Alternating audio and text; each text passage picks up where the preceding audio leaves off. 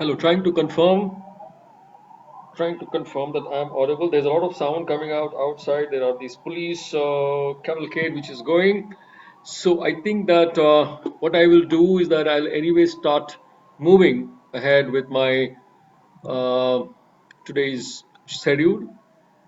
And so the first thing first is that we are talking about Purana Qila as a precinct, which is we consider as a potential public space. This was something that came into my life, I would say, almost a decade ago when I was first time introduced to Intac, and Intac was working on this project, and it was basically through the same connection that I am here in front of you today.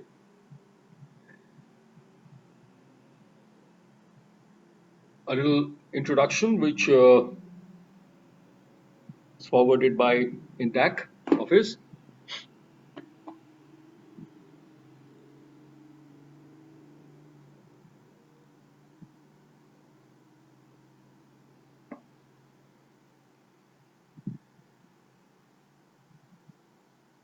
So moving forward, Namaskar and good evening. And a happy last Saturday of April, Corona April actually. So thank you all for being here. The presentation screen is shared now. I shall remain vocal, but I shall also remain invisible. That's probably the best way to take this evening forward, as I have been suggested and I have been told.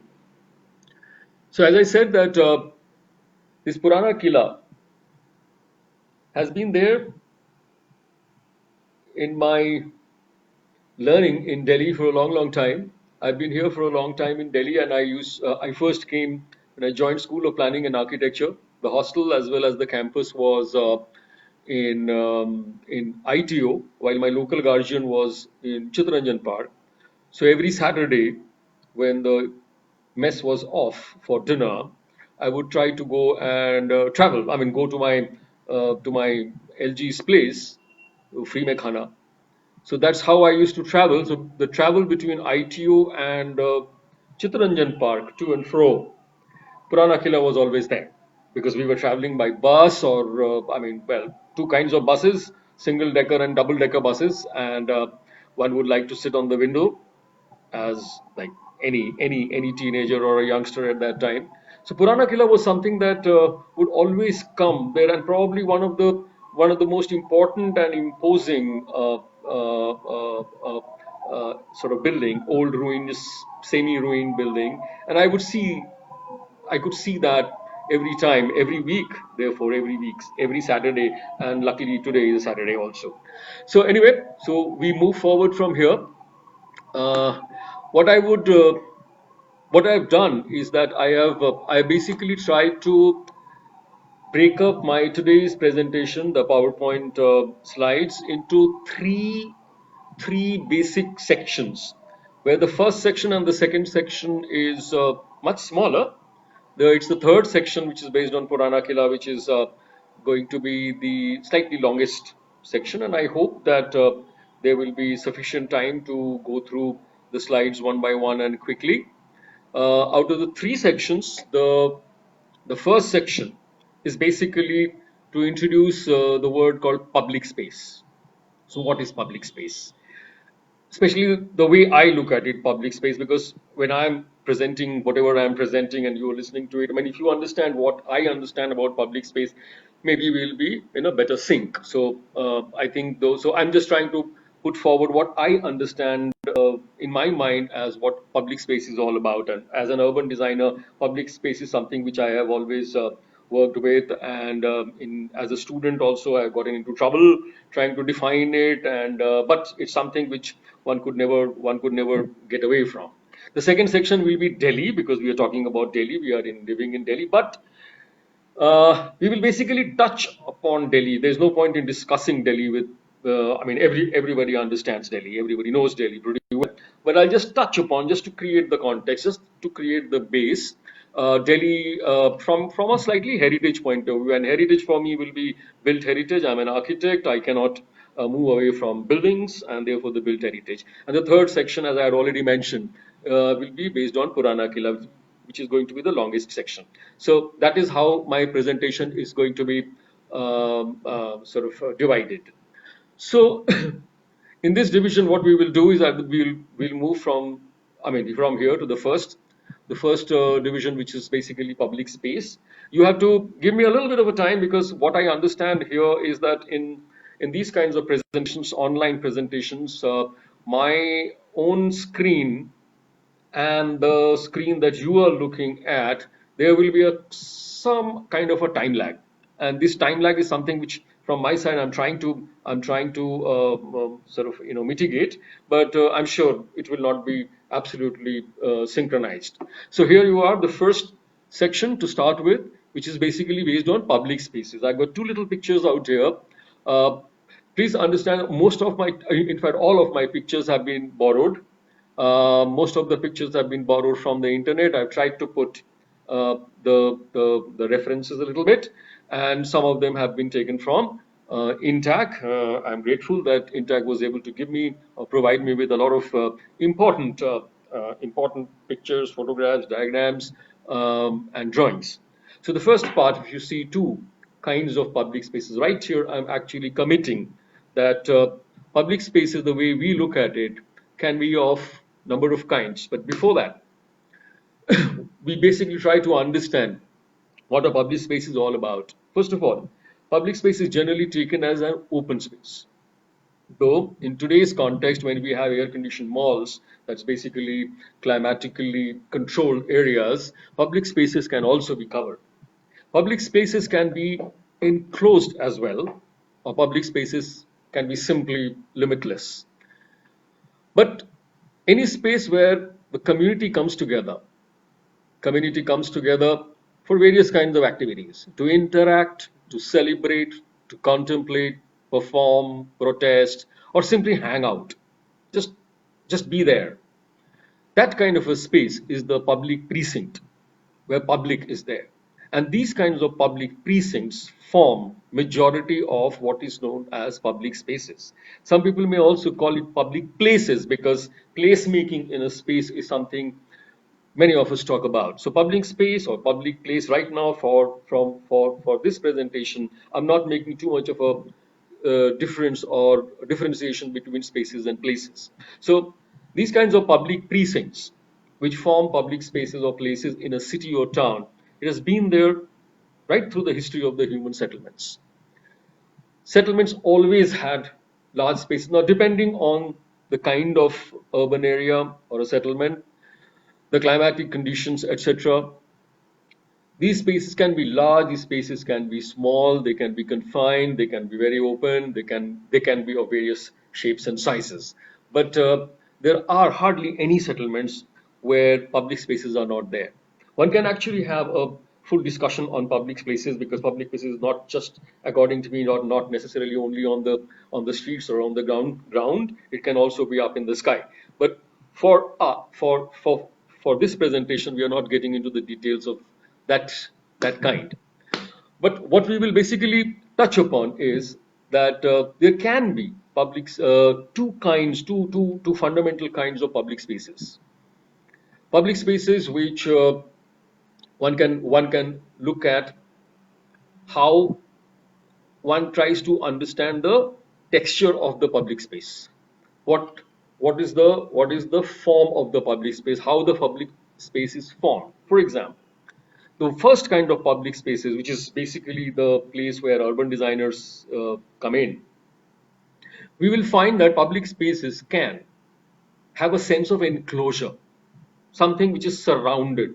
Enclosure surrounded by active built form. There are buildings around, so there will be a kind of a square or a plaza which is formed by simply having buildings going all around it. Most of these spaces have non-wearable surfaces. That means that they're paved or they're hard surfaces, surfaces on which you can walk. They have a predominance of civic activities, city level activities, and there is very little green, because the surface has to be non-wearable. A lot of people are going to move around crisscross. So sparingly green. These are called urban spaces, and are often, as I said, in the urban designer's domain. The top picture in the center of the slide, where you can see it's like a space you will find in, say, in the middle of Nehru Place, a large plaza which is enclosed by buildings, trapped inside. So you have a definition done by the buildings itself, and it's basically hard. People move around, crisscross, and lots of kinds of activities can happen. The second kind of public spaces are slightly different, or well, somebody might say opposite, but I will not call it opposite. It is just a method.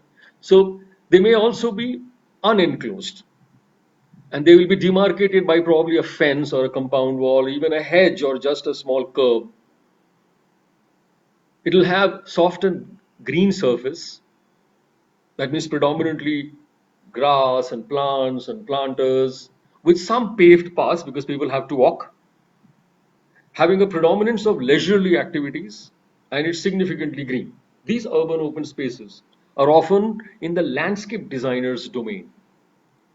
And therefore, many times we find that there is a little bit of a controversy about public spaces, that who is going to look after it? Is the urban designer or the landscape designer? But I think that these differentiations are just made by us. And I think that as long as we all understand what urban spaces are all about, it doesn't really matter. I think urban designers should understand what is landscape design, and landscape designers should understand what is urban design, and they can all work together. And I think working together in both the kinds of spaces is actually good, because in a country like India, to say that we will have a hard paved surface with no trees at all is not really the best thing to do. So public spaces are traditionally open spaces, which are meant to be outdoorsy. And I said that, like today, when we have controlled microclimate, they may also be indoors. But well, they are outdoors. They have to be accessible. They're accessible to everybody because it's public, and they are supposed to be social. So if they are not very social in their look and feel, then the public space will not probably work well. And the range, there is a scale of ranging. Now, like, see that we generally talk about public spaces only in the terms of the cities, but that's not true. Like, even in a house, in a ghar, a small angan or a courtyard is a public space of the house, where individuals can have their rooms, but they all come together in that little open space which we call the courtyard. Now, if you just mathematically or arithmetically increase, and that's what the diagram you will see that I have made, and it's now presented here. So from a ghar to a mohalla. So ghar is just a collection of rooms around a courtyard, which we call the angan, which is a public space of the house. A collection of such houses around a cluster space or a mohalla space or a neighborhood space, where a small little shrine could be there, one Hanumanji ki murti under a tree, a shrine. And then a series of clusters coming around, or a series of neighborhoods clustering around, creating a shahar or a town, and the center portion there. So from a compact cluster courtyard to a sprawling town plaza, from a narrow bazaar street to a royal market square, like you have it in Nepal, Kathmandu, right? From tiny tot lots to vast esplanades or maidans. I can remember Calcutta. All this, according to me, comes under public space. Well, of course, different sizes and different shapes. So this was basically what I wanted to sort of put across today, is my own personal understanding of public spaces, which I'm just sharing so that we can understand that what I'm actually talking about, and it makes some kind of a sense. So my second part now is going to start, which is Delhi. Delhi from the point of view of heritage, and what exactly is Delhi from the heritage point of view. So you can see a small little map. There's a background of Qutub Minar because I love that place. Myself, I've been to Qutub Minar a number of times. Qutub Minar is where the tangible or the evidenced starting point of urban Delhi is there. I'm not fighting it out. I'm sure urban settlements in Delhi were there even earlier. But this is one place where you can see the remnants clearly. It's tactile. You can see it. You can stand in front there, and therefore becomes a very important landmark for Delhi. And the map of Delhi here basically shows it's taken from the tourist map, shows some of the important heritage precincts which uh, which we will be considering today. Now, Delhi, I tend to call it Delhi very often because Hindi में उसको दिल्ली बोलते हैं, and I'm quite comfortable with Hindi, born and brought up in Lucknow. Delhi, the capital of India, is a metro city that boasts of a history that goes back to antiquity. Why I say antiquity is because it's something which goes to such an old times. People talk about Mahabharat days. People talk about Indraprastha. So when we actually discuss Delhi, it goes back to antiquity. It's dotted with monuments, known and even sometimes unknown. Known and unknown monuments of Delhi can be seen as a treasure trove of heritage sites of immense interest to both the citizens of Delhi as well as the visitors to Delhi. Please remember, I'm going to keep the built heritage in my focus because, as I said, being an architect, that's something which I understand most, and that's what I would be basically talking about and indulging with because anything else will be out of my area of understanding. Now, here I can also see while I'm giving this presentation that the Wi-Fi connections and the internet is probably playing a little bit truant here and there. Delhi, I think all over the world I mean, the bandwidths are becoming difficult. So I can see that, and maybe my voice, my sounds here and there might also be cracking up, and you may not be hearing it 100% or fully. But I'm trying my level best. So Delhi, with its heritage, from tiny little tombs to absolutely quiet, mute walls. I remember writing one little, small little poem on mute walls and quaint, forgotten gardens. Some of the gardens are not forgotten, but some of them are. I have found gardens which once upon a time were there on the map of Delhi, which are now today a jumble of weeds. But overwhelming, enormous forts. Love the forts in Delhi, right from Tughlaqabad onwards, right up to Red Fort. Towering turrets, stretches of rugged terrain or forests. After all, the end of Aravallis or the fag end of Aravallis does give a kind of a landscape to Delhi, which I find very very beautiful. And of course, the lively bazaar lanes, the markets and the malls.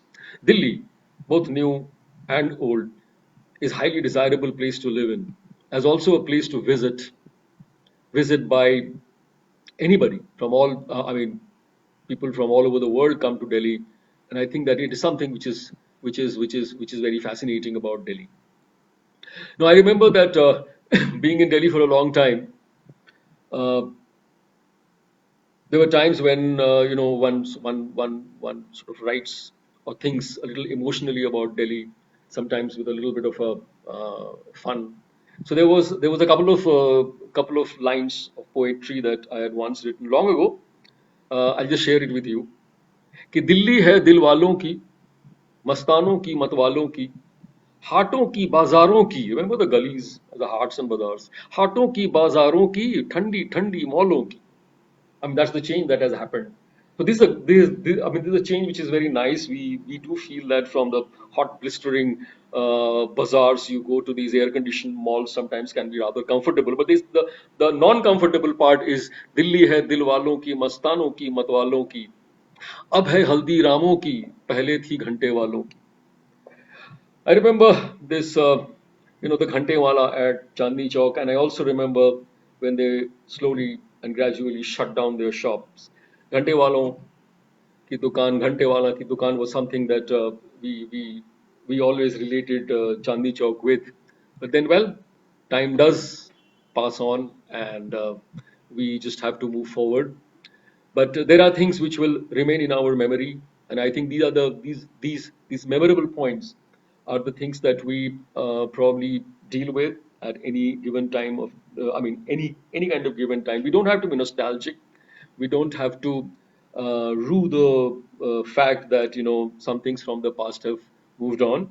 But I think that we must understand that history doesn't mean that the city has to stop in the past, but the history has to come into the present in some ways, and I think that's something which is extremely important. So I think here there is something that becomes important. As I said, that I used to look at this Purana Qila or the old fort while I was driving by the car or by a bus, or especially on a double-decker bus. I remember bus route number 417 at that time. So I used to try and go on the upper deck, and from there you can see. And that was basically because this Purana Qila, from the road, if I was at the footpath level or at a normal pedestrian level, I could hardly see anything about the Purana Qila, or at least the vastness of the Purana Qila. I could see the first, I mean, the couple of gates, all right, but generally one couldn't. And that was something which has been in my sort of memory for a long time. So you can see the pictures out here, the top one, which is a red fort, and there is a very busy road in front, but there's a huge grassed open space. Sorry, I'm just using various kinds of words which may not be absolutely there in the English language, but grassed green space between the road and the Lal Killa. In the same way, you have this treed green space between the road of the Purana Killa and the old, sort of, and the main road, the Mathura road. So heritage monuments across Delhi are often surrounded or fronted by these reasonable tracts of open spaces, resulting in passive open spaces that remain primarily inactive. They act as buffers, barriers, and they distance the very monuments from the city's bustling activities and eventually isolate the monuments from the city's busy people. They insulate the open spaces as well because we try and put railings and steel, metal railings all around. We don't allow people to go there in some kind of a notion of what is known as safety and security of monuments, as if these monuments were not there living through for the last 1,000 years, but suddenly now there will be a security issues. But whatever may be the reasons, we find these huge spaces between the city and the monument, which sometimes, or in fact, I think in most of the times, become more negative spaces than really being positive spaces. Well, even if I don't want to call it negative, positive, I will definitely call it passive. And a bustling city like Delhi, where you have large tracts of passive spaces, that's, I think, something that you and me could look into and we can think about. So here is where I think the today's presentation sort of moves into a particular direction, that Delhi's these spaces which are with monuments, can they have anything to do with public spaces? So first I start looking at Delhi. Does Delhi have public spaces? Well, obviously yes. But the kind of public spaces that Delhi have, which are popular citizens' haunts, there are primarily three types. There is a commercial precincts, something like Connaught Place, or now it's called Raji Chowk, Delhiite. These are all got to do with shops and shopping and retail. Then there are ceremonial precincts such as Rajpath and India Gate lawn. I mean, though we go to India Gate lawns, but there is this huge thing called India Gate, and there is this huge thing called Rajpath, which we always say, 26th January, there will be a huge parade out there, some kind of a ceremonial precinct, and they become public spaces. And then the third one, which is called this green garden precinct, something like Nehru Park, and now this Garden of Five Senses. They are very, very interesting. Now, what we are talking about is that, is there a possibility to develop public spaces that are heritage precincts? There's so much of old heritage buildings in Delhi, and there is so much of open spaces which are there, part of those heritage buildings. So, is it possible that we can start looking at public spaces with a heritage tint? So, that's where I think we are going to look into. And so, what we will do is that from here we'll go to the third section. Third section, which we will take as Purana Qila. I remember around 2008, roughly, give and take a few months, uh, as a part of a process for which Delhi was being projected as a possible UNESCO heritage city. A dossier was being made, and we were looking at heritage routes across Delhi. And at that point of a time, as a pilot design project by Intac, where I was lucky to be involved with, we took up one of the most important design intervention, just on paper, yes, but design interventions that was done in Purana Qila itself. So that's the third section, Purana Qila. Let's look at Purana Qila's the way Purana Qila sits. So if you remember that little map of Delhi with that Qutub Minar in the middle, right, in the background, the map of Delhi, which had this spattering of tourist important areas. So people who are familiar with Delhi, they will understand this map very well. A stretch of space from Humayun's tomb to Red Fort, very close to be on along the river of Yamuna.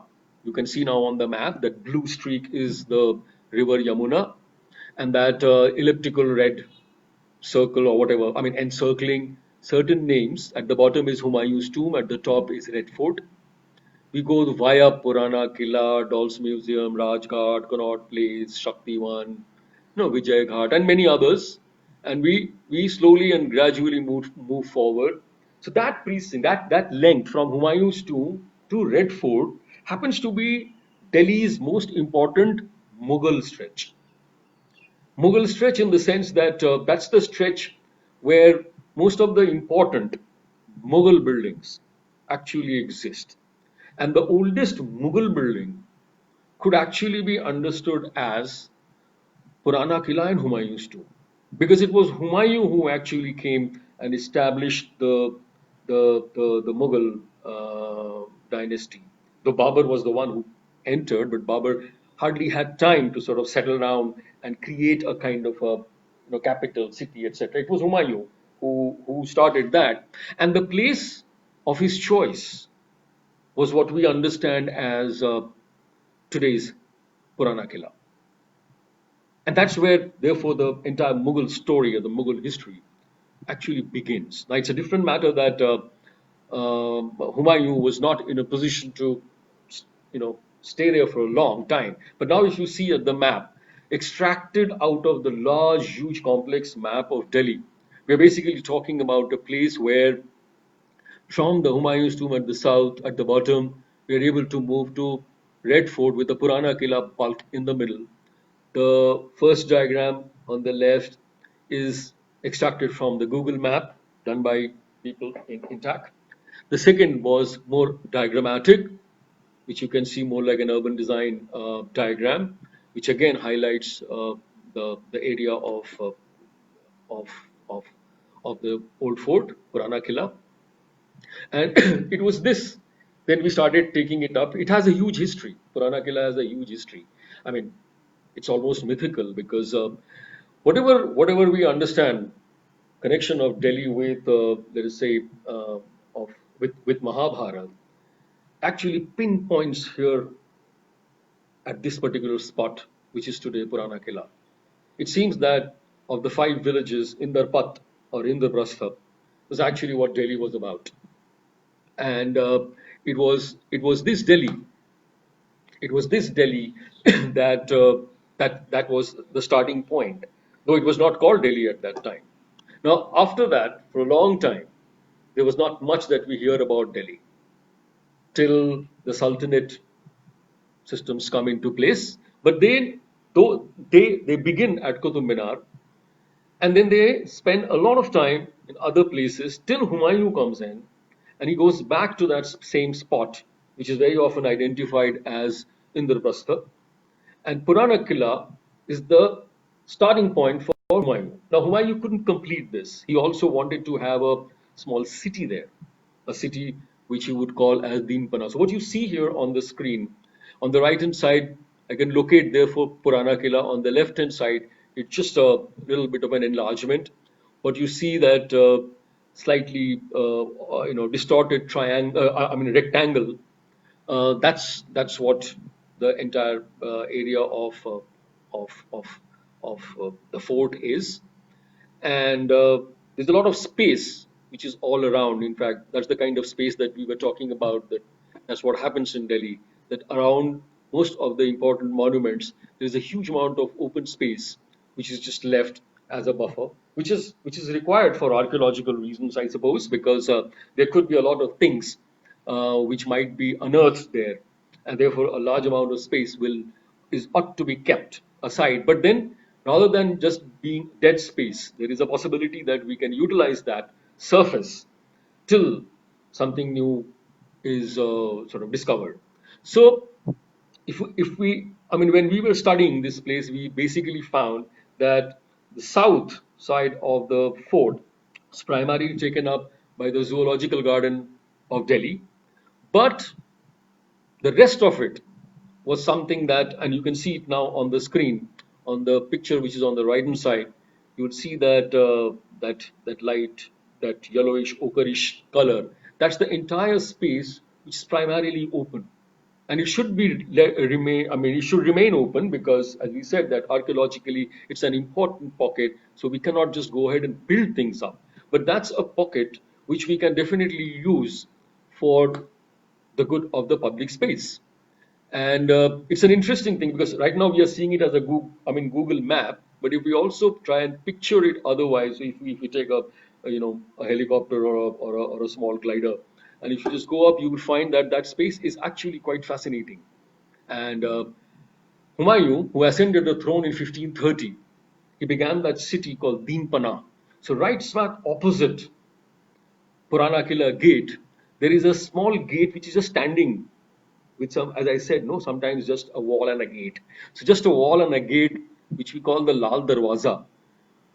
It's just the gate that is lying there, and that gate is basically the entrance point of that city called, which was originally by Humayun called Deenpana or Deenepana, and later on taken by Sher Shah Suri in 1540 to be converted into a city called Shergarh. And it was Sher Shah Suri who actually built most of the Purana Qila as we see it today. Then later on, it came back. Humayun came back, but unfortunately, he died very soon after. And his son, Akbar, didn't want to stay in Delhi. He moved out of Delhi to Agra. And this probably partly finished and partly occupied city and partly finished and partly occupied citadel of Purana Qila eventually sort of went into oblivion, into history, till much later. So that all those areas which were there for Humayun and Sher Shah Suri are all there. So what the pictures that you see on the left will give you some kind of an idea. The pictures always, the right hand side of the picture is the old fort, which you can't see, it's slightly hazy. But on the left bottom corner is part of that Lal Darwaza and Shergarh, a small little mosque at the beginning of the gate, which is called the, I mean, it's there at the gate, probably just as you enter the city or just where you want to come out of the city, a Khairul Manazil mosque, and these are available today. Now, besides these ruins, there is a lot of activity which is going. So these ruins, one can say that okay, fine, no, ruins are dead. But what we see out here is that there are places which are actually not dead. Around Purana Qila, there's a lot of things. I have already mentioned National Zoological Park, which is a live area. On the north, you have you have Matka Pir, you have a crafts museum. Crafts museum is a place where people go. There is in fact a small little restaurant there. On the eastern side, there is a Bhairo Mandir, which is believed to be from the Pandav times, and well, part of the mythology that is there makes that place very important. You have a piece of a moat in front of the Purana Qila, which is mentioned here as lake, and I think boating etc. does happen there. So around Purana Qila, there are a lot of these things which are there, which have reasons for people to come. All that is required is perhaps to tie them up. Right now, they are not tied up. And if we just see the kind of things which are there, Matka Peer is something very interesting. I mean, it's a small little place where एक मज़ार है and पीर थे वहाँ पर, and people actually gave or put earthen pots or matkas there, and because of that, the Pir Baba's mazar is called a matka Pir. It's a different matter that you also find some interesting food stuff there, very famous for a particular kind of biryani, which is generally found, which you can get only by placing an order. So if you look at the places all around, when you have Matka Peer, you have the lake boating, you have crafts museum. There is a very interesting food joint there. You have the Bhairo Baba ka mandir. I didn't want to take the photographs because Bhairo Baba's mandir prasad basically means a lot of alcoholic drinks. And today, when alcohol is banned, I think we shouldn't show that picture here, so I didn't. But these are interesting places which are there around the Purana Qila or the old fort. And not only that, when you go inside the Purana Qila, there is a very fascinating museum which is there. Inside the Purana Qila, there is a small amphitheater. Lot of cultural programs can actually happen there. Music programs have happened there, and still probably happens sometimes. The zoo garden area is bustling, especially during the weekends. And there are times when we have found that that particular open space has even been used for protests. You will soon see the photograph of that. If you can see just above I mean, on the right hand side of your screen, the second picture from the bottom. There are people who are protesting there in front of the zoo. Okay, something to do with the zoological park, all right. And then there are green spaces which are part of this. So this entire area is actually full of lot of possibilities. And it is looking at these things that when we were working with Intac, and Intac took this forward to quite an extent. There is an entire publication now on that we started looking and trying to figure out how to sort of tie these places up, and can the surrounding areas of Purana Kila give rise to something which can be understood as a different kind of public space right in the middle of the city, because today Purana Kila is right in the middle of the city. Till the colonial Delhi, Purana Kila had become a little far away. After Shah Jahanabad became important, Purana Kila became outside somewhere, left in the wilderness. But after the new Delhi was made, and especially after independence, as the city of Delhi grew all around, Purana Kila is right now in the heart of the city. It's one of the most important places today. Today, Appughar has been removed, and Supreme Court has taken over that place. So, the importance of that area in and around Purana Kila is something that we can all sort of estimate. So we did a lot of studies. I'm not going through the studies of exactly what we did, but we were trying to sort of identify situations. The urban chalk, where the hard urban squares, the urban bug was what the soft word, landscape architecture and urban design coming together. And we then made a kind of a scheme, a very detailed scheme. So what you see on the top left corner is just the Google image of one little portion, which has been made into an architectural drawing, left bottom corner of the sheet. You will soon see that sheet. And you will see how from what is there today, by keeping the kind of trees which are already there, by keeping all the natural as well as the built heritage, we can slowly and clearly make the ground in such a way that people are in a position to use it, not just as a place of, just sort of going across by the road, which is the Mathura road, but can actively use that place. So now you can see that screen. The top left corner is the Google image. The top bottom is the architectural drawing. In between, you can see a lighting plan, and you can also see the kind of street furniture and signages that we started putting up. The area in detail has already been marked by a yellow circle on the right map, the map that you are already now familiar with. And this is how one worked towards uh, a possibility. If you just, I'm just enlarging the picture, and you can now see that the Purana Qila gate at the top right corner, the Lal Darwaza of Shergarh there on the left, the Khairul Manazil Mosque, and the space in between. The Mathura Road still exists the way it's supposed to, but then along the Mathura Road, both on the left side and the right side, we can have these public precincts which can be there. And how we can sort of integrate the moat, the voting area, and how rather than these open spaces becoming buffers, and we can slowly and gradually find that we can actually make these places more as areas which are of interest. So I think that people can use these spaces, and Mathura Road is a place where people can access. And during the weekends, already people go to the zoological park. So the kind of drawings that one managed to create, just giving you a quick glimpse. I hope you can see that the passages which are very different today can actually sort of develop and evolve and become something from a plan and a kind of a view that we are putting here. So we have run out of time. I've completed the three sections, end of the presentation. Thank you very much for your absolutely brilliant patience.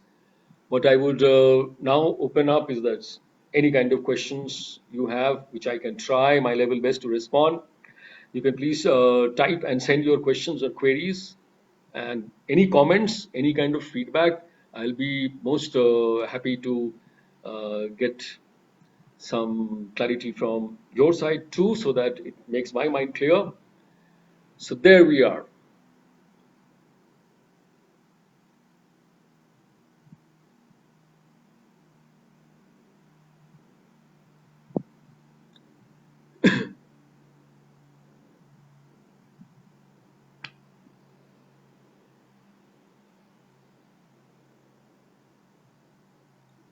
Thank you, sir.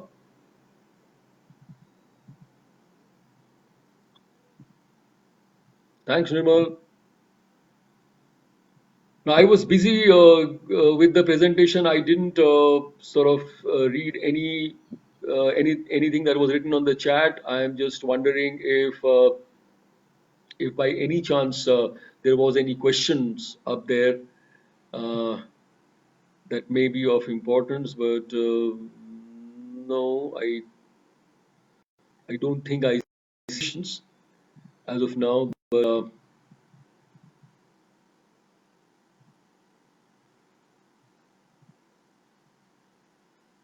I also hope it's getting recorded. And as I said, that I'm doing it for the first time.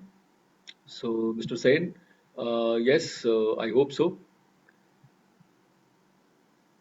Maheshji, yes, most of the historical monuments are in South Delhi and Old Delhi. That's precisely the point. I mean, it is actually between the river and the ridge.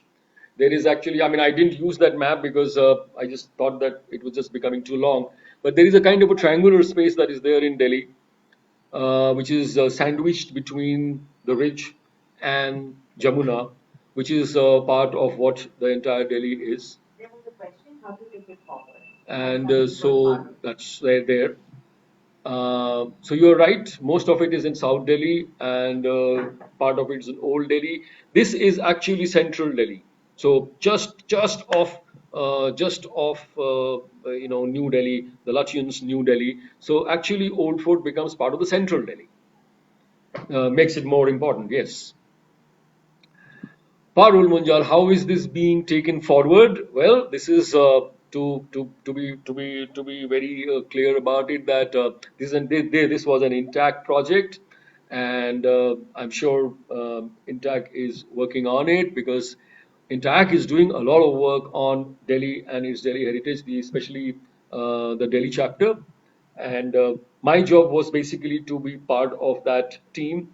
I was there for 2 years, close to 2 years, forming an idea and a thought for Delhi chapter of Intact, and I just got the good opportunity to present it today to some extent, not exactly the entire project, If you go to Intact, you will find the entire project there. There is an entire publication, and there are large number of drawings which were prepared. There was a it was a team of designers who worked. I was the urban designer, but there was a landscape designer who was there. There was a graphic designer included. There was a lighting designer. There was a conservation expert, and there was a product designer involved with the street furniture, etc. So I think it was a very interesting team, and we were guided by Professor A.G. Krishna Menon, and who is my teacher and one of my very favorite mentors. So Intac, I think, is going to take it further on, and they are working on it. I'm not the right person to be able to exactly tell what's happened, what's the situation now.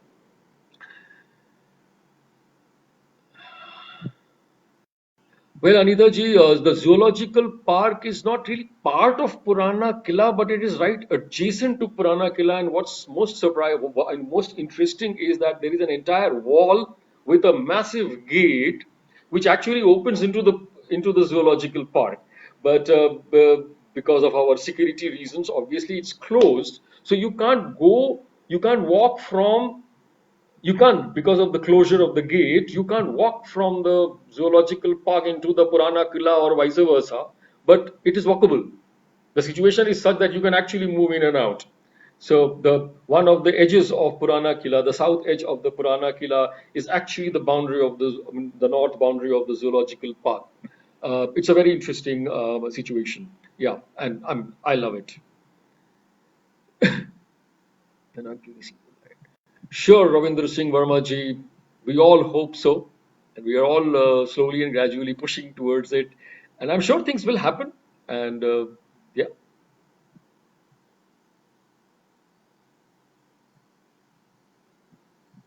Yes, Amit. Shazad, yeah.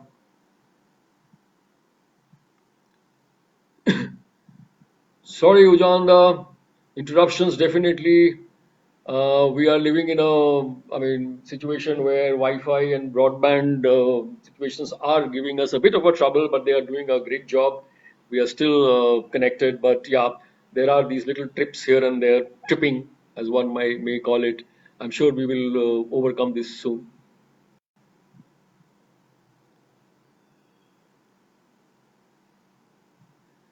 Shazad ji, why did the Britishers leave these old Mughal places on their own will be difficult to really answer. I'm not really from the British background, but the point is that see the Mughal places were these Mughal places were already abandoned because see by the time Shahjahanabad was built, Purana Killa was already sort of abandoned, and Shahjahanabad was there. So the Britishers did not abandon Shahjahanabad. In fact, Shahjahanabad was part and parcel of the British systems. They rebuilt a few places like Daryaganj, one side of Daryaganj. They demolished some places, but they were involved. They were engaged. They were engaged with their own reasons, but they were engaged. So they didn't leave the city out. And actually, if you look at the original plans of Lutyens' New Delhi, Lutyens' New Delhi was connecting the old Delhi. It was certain later political interventions where the connections were not made very strong. But so there are Britishers and there are Britishers. So there are Britishers who were perfectly all right connecting the older settlements, and there were Britishers who were not very all right. And I think that's part of how any city grows, anyways. I mean, nothing to do with probably one group of people, another group of people, but yes. So some buildings have been involved or incorporated, and some buildings just got left away. But that's history. That's past. We can definitely move ahead from there. We don't have to live in the past.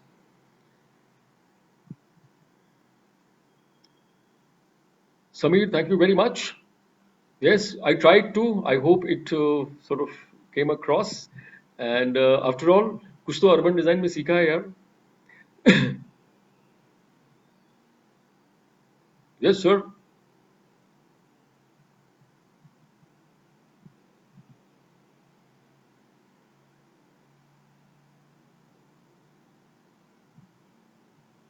Ah, TVB days. Thank you, Smita. I heard your talk yesterday. Very informative indeed. Urban designers imagines. Are there differences in the way an urban designer imagines the usage of public spaces? Let's say between India and Europe. Well, urban designers, it's not a question of urban designer imagines. I think that it's the way human beings use public spaces. I mean, major part of Europe, people would like to be out in the sun. And major part of India, I'm saying major because there are parts of Europe which are very warm. And similarly, there are parts in India which are very chilly and cold. But major part of India tries to avoid the sun. So when we talk about open spaces in the city level, there will be a slight difference in the way they use it. But then that is something which is understood, and it is not because of the urban designer. It's basically because of the people who use the spaces and the climatic conditions, therefore the geography, the terrain, and the climate. So there will be differences, definitely.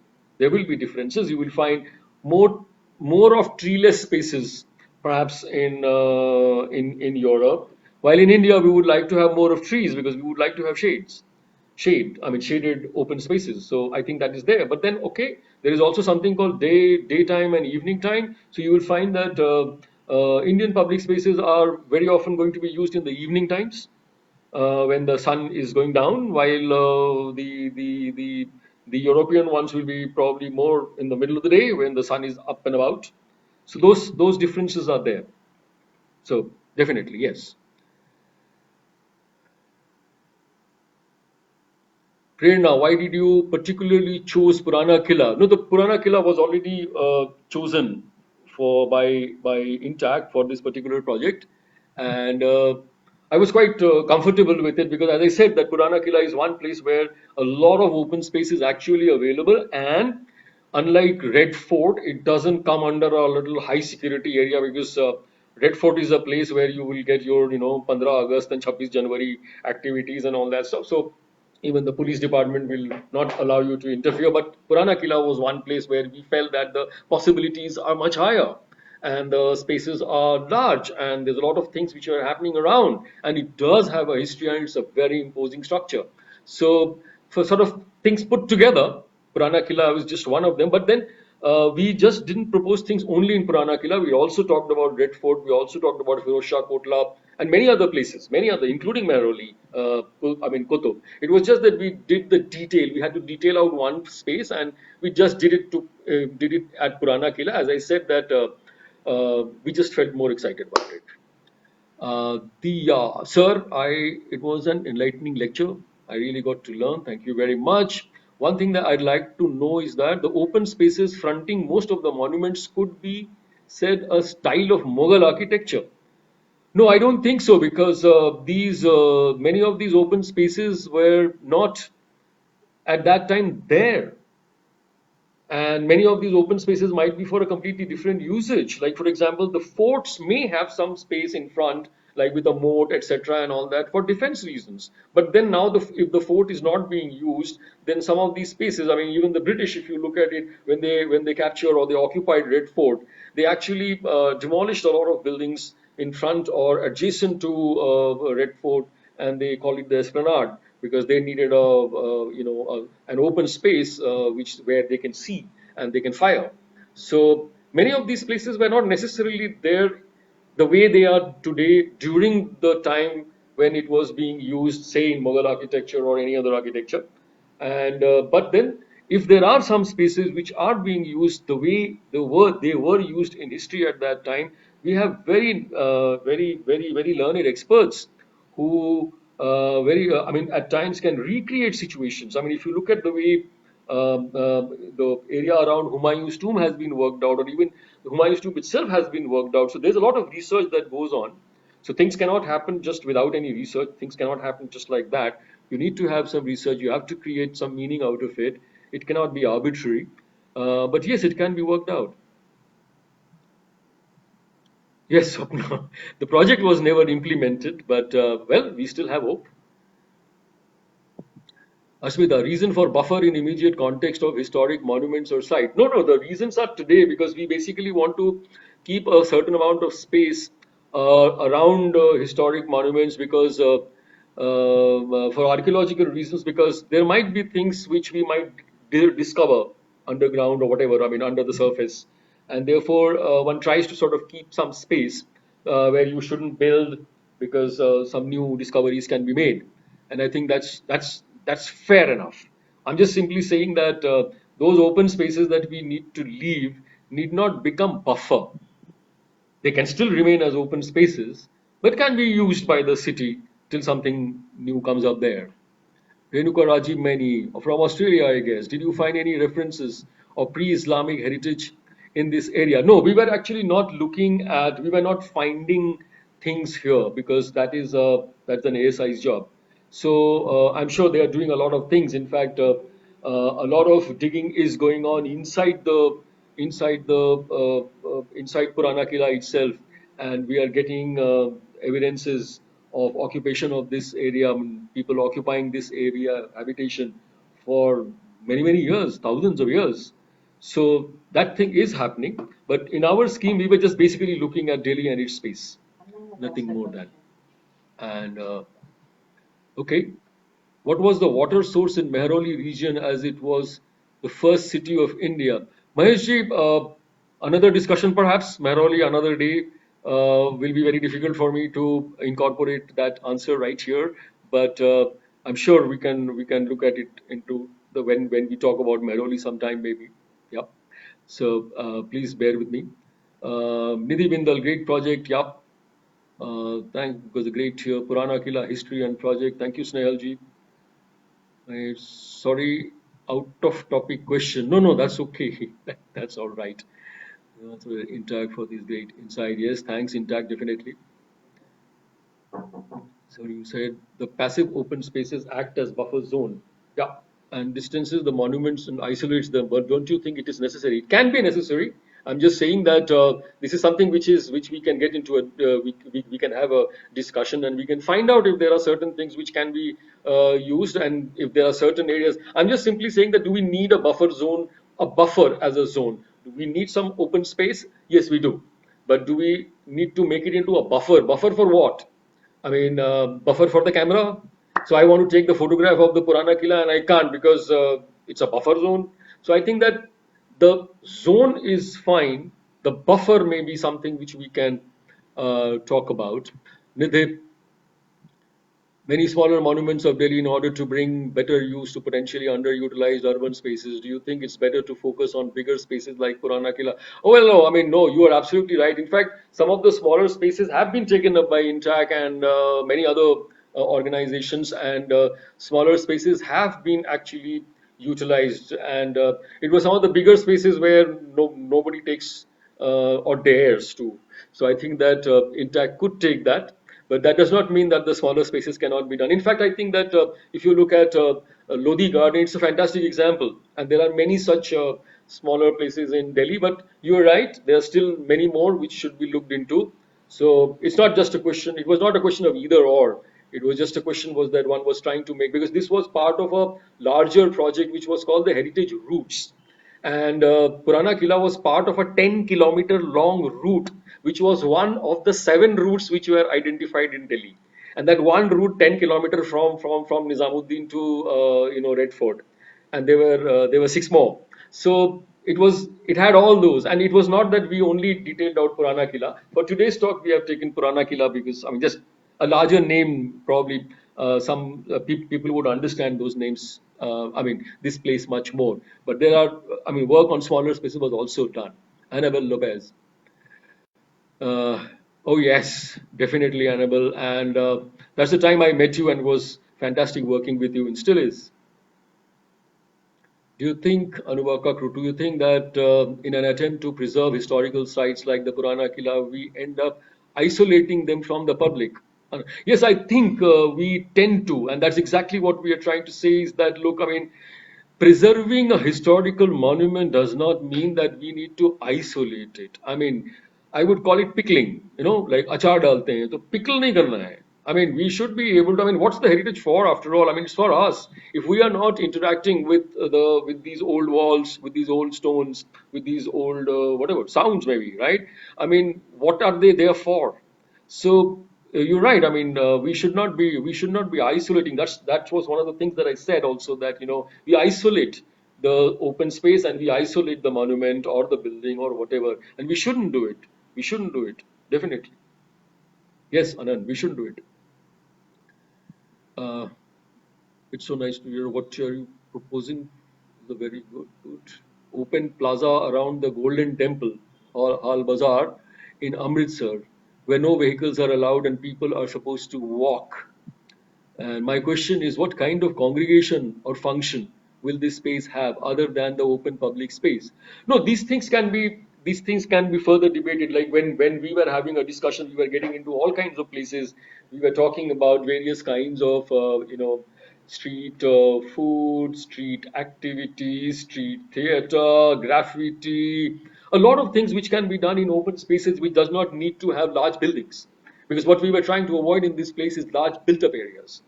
And skates, I mean, there can be a lot of things, I mean, can be done if we are just interested, and we sit down and figure out what kind of activities. There are a huge amount of activities are not only necessarily that we need large buildings where we can have fantastic restaurants, or large buildings where we can have cinema halls for entertainment, because then we don't need open space. Open space basically means that open space is open, and the kind of activities will be there. And we do have traditionally, historically, a lot of activities in the open spaces, both commercial as well as entertainment.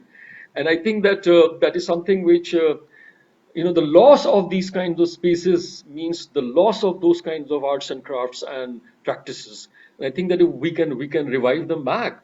And there are areas in Europe where people have done that already. And okay, if in from their own geographical and cultural point of view, we have our own geographical and cultural situations, and but we can definitely look into it. I will not be able to give you things on my fingertips, this, because that was not the way we were looking at. We were basically looking at the possibility. We didn't go into the details of what exactly will come. But my understanding is that we can definitely list out a huge amount of activities. We already had a few, and we could always add to that. Prashant, Navnil, it's always great time. Hey, Rohini, would you have any photos of the erstwhile splendor of the Purana Qila? Well, the archives of Intac, they are huge, and you can have access to that. And they have lots of photographs, they have lots of drawings, they have historical data. A lot of research was done from the archives, national archives. There's a lot of information available in Intac itself, plus outside Intac as well. But Intac has a lot of information on this. Smita, Purana Kila has a small museum. Yes, in fact, I mentioned that inside Purana Kila you have a fantastic museum. In fact, that's the only museum which actually talks about Delhi. And I always feel that it's too small, and one could actually make much larger a place, and it actually talks about Delhi from modern days and even earlier.